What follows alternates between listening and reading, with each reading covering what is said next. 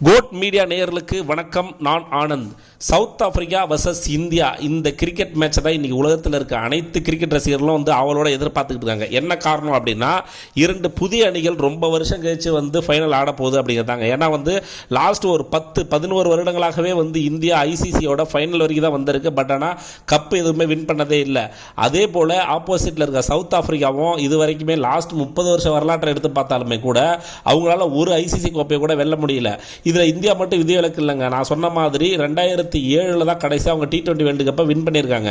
So அதுக்கப்புறமா ஒரு T20 world கப்பை கூட வின் பண்ணல. 2013 ஐசிசி சாம்பியன்ஸ் டிராஃபி மட்டும் வின் பண்ணியிருக்காங்க. இதில் இந்தியா இந்த T20 வேர்ல்டு கப்பை பொறுத்த வரைக்கும் மிகப்பெரிய பலம் வாய்ந்த அணியாக பார்க்கப்படுது. ஏன்னா ஒரு மேட்ச்சில் கூட தோக்கவும் இல்லை, அதே மாதிரி எந்த மேட்ச்லையும் க்ளோஸ் அப்பில் எடுத்துகிட்டு போயிட்டு ஜெயிக்கவும் இல்லை. அதாவது இப்போ நீங்கள் சவுத் ஆப்பிரிக்காவை எடுத்துக்கிட்டிங்கன்னா 8 மேட்ச் என்னதான் தொடர்ந்து வின் பண்ணியிருந்தாலுமே 3 மேட்ச்சில், அதாவது லீக் சுற்றில் வங்கதேசம் மற்றும் நெதர்லாந்து மற்றும் நேபாள் அணி கூட விளையாடும் பொழுது 3 போட்டியிலுமே க்ளோஸ் அப்ல போய் வின் பண்ணியிருப்பாங்க. அதே மாதிரி சூப்பர் 8ல இங்கிலாந்து அமெரிக்கா கூட க்ளோஸ் அப்ல போய் வின் பண்ணியிருப்பாங்க.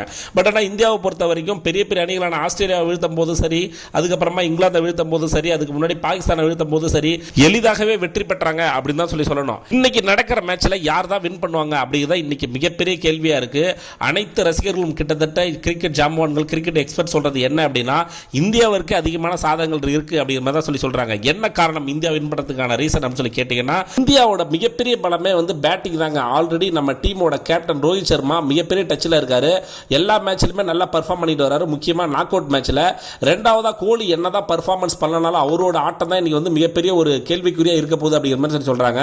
கண்டிப்பாக அவர் இந்த போட்டியில மிகப்பெரிய ஒரு மாற்றத்தை நிறுத்தி காட்டுவார், நல்லா பெர்ஃபார்ம் பண்ணுவார் அப்படிங்கிற மாதிரி எதிர்பார்க்கப்படுது. சிவம் டுபே மட்டும் தான் நம்ம டீம்ல பெர்ஃபார்ம் பண்ணாம இருக்கிறாரு. மேபி இன்னைக்கு மேட்ச்ல அவருக்கு பதிலாக சஞ்சு சாம்சன் இறங்குற மாதிரி ஒரு ஐடியா இருக்கு அப்படிங்கிற மாதிரி சொல்றாங்க. பவுலிங்கை பொறுத்த வரைக்கும் இந்தியாவோட பவுலிங் தான் பெஸ்ட் பவுலிங் அப்படிங்கிற மாதிரி தான் ஒரு சிச்சுவேஷன். ஆல்ரெடி சுழற்பந்து வீச்சா இருக்கிற அக்சர் பட்டேலாக இருக்கட்டும், குல்தீப் யாதவா இருக்கட்டும், ஜடேஜா மட்டும்தான் ஃபார்ம்ல இல்ல, மற்ற 2 ஸ்பின்னருமே செம்ம பெர்ஃபார்ம் பண்ணிட்டு இருக்காங்க. வெஸ்ட் இண்டீஸை பொறுத்த வரைக்கும் ஸ்பின்னர்களுக்கு தான் அதிக வாய்ப்புகள் இருக்கும். ஆல்ரெடி சவுத் ஆப்பிரிக்கா போன மேட்ச்ல ஷம்சி நல்ல ஓவர் போட்டு விக்கெட் எடுத்தார் பாத்தீங்களா. அந்த மாதிரி ஸ்பின்னர்களுக்கு ஏற்ற ஆடுகளமாக தான் இருக்கும். இருந்தாலும் இன்னைக்கு நடக்கிற மேட்ச் ஃபாஸ்ட் பவுலிங்க்கு சாதகமா இருக்கும் அப்படிங்கிறதுனால என்ன நடக்கும் அப்படிங்கிறதையும் கணிக்க முடியாது. அதே மாதிரி சவுத் ஆப்பிரிக்காவும் குறைச்சி இடப்பட முடியாதுங்க. அவங்க டீமோட மிக முக்கியமான ஒரு பவுலர், நம்ம டீம்ல எப்படி பும்ரா இருக்காரோ அவங்க டீம்ல மிக முக்கியமான பவுலராக ரபாடா பார்க்கப்படுகிறார். அவர் ஆல்ரெடி நம்மளோட ரோஹித் சர்மா, கோலி, சூரியகுமாருக்கு எதிராக மிகப்பெரிய ரெக்கார்ட் வச்சிருக்காரு தான் சொல்லணும். ரபாடா ஒரு ஓவரில் இதுவரைக்கும் ரோஹித் சர்மா மற்றும் கோலி 4 முறை அவுட் ஆகியிருக்காங்க. சூரியகுமார் அது 3 முறை அவுட் ஆயிருக்காரு. அவரோட பவுலிங் தான் அங்க கீன்னு சொல்லலாம். அதே மாதிரி நம்ம டீம்ல அதே மாதிரி கீ பவுலர்ஸ் இருக்கிறாங்க. ரெண்டாவதா சவுத் ஆப்பிரிக்காவோட பலம் என்னன்னு சொல்லி கேட்டீங்கன்னா மிடில் ஆர்டரை பொறுத்த வரைக்கும் Heinrich Klaasen, David Miller, Stubbs அப்படின்னு சொல்லிட்டு ஒரு மிகப்பெரிய ஜாம்பவான்கள் இருக்கிறாங்க. இவங்க ஸ்பின்னருக்கு எதிராக ரொம்பவே நல்லா விளையாடக்கூடியவங்க. இருந்தாலுமே இவங்களுக்கும் நம்ம அக்சர் பட்டேல், ஜடேஜாவுக்கும் இடையில ஒரு நல்ல காம்பரிசன் இருக்கு. இதுக்கு முன்னாடி ஜடேஜா ஓவர்லயும் அக்சர் பட்டேல் ஓவர்லயும் நம்ம ஹென்ரிச் கிளாசன்ல இந்த 3 பிளேயர் அதிக முறை அவுட் ஆயிருக்கிறதுனால கண்டிப்பா ஒரு மிகப்பெரிய கிளாஷா தான் இருக்கும் அப்படின்னு சொல்லிட்டு எதிர்பார்க்கறாங்க. என்னதான் நம்ம பேசினாலும் இன்னைக்கு நடக்கிற மேட்ச் யாருக்கு சாதகமாக அமையும் அப்படிங்கிறது அவங்க விளையாடுறதை பொறுத்து தான் இருக்கு. ஒருவேளை இந்தியா நல்லா பெர்ஃபார்ம் பண்ணி கண்டிப்பாக கோப்பை வெல்றதுக்கான வாய்ப்புகளும் இருக்கு. இல்லனா இதுவரைக்கும் கப்பே அடிக்காத சவுத் ஆப்பிரிக்காவும் நல்லா பெர்ஃபார்ம் பண்ணி கப் அடிக்கிறதுக்கான வாய்ப்புகள் இருக்கு.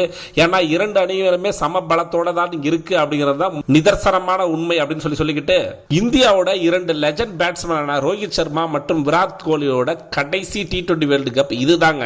இன்னும் சொல்ல போனா இன்னைக்கு நடக்கிற ஃபைனல் தான் விராட் கோலிக்கு ரோஹித் சர்மாவுக்கு கடைசி T20 மேட்சா கூட இருக்கலாம். அதற்காக கண்டிப்பா இந்தியா வெற்றி பெற்றே ஆக வேண்டும் அப்படிங்கிற ஒரு கட்டாயத்தில் இருக்கு. பொறுத்திருந்து பார்க்கலாம் யார் ஜெயிப்பாங்க அப்படிங்கிறது. இன்னைக்கு இரவு 8 மணிக்கு ஸ்டார்ட் ஆகி 11:30 மணிக்குள்ள மேட்ச் முடிஞ்சிடும். யார் ஜெயிக்கிறாங்க என்னங்கிறது நமக்கு தெரியதான் போகுது. இது மாதிரி கிரிக்கெட் செய்திகளை தினமும் தொடர்ந்து பார்க்க நம்ம சேனலை தொடர்ந்து சப்ஸ்கிரைப் பண்ணுங்க. புதுசா பாருங்க சப்ஸ்கிரைப் பண்ணிட்டு சேனலை பாருங்க. அடுத்த வீடியோவில் உங்களை இப்ப சந்திக்கும் வரை அதுவரை உங்களிடம் விடைபெறுவது நான் ஆனந்த்.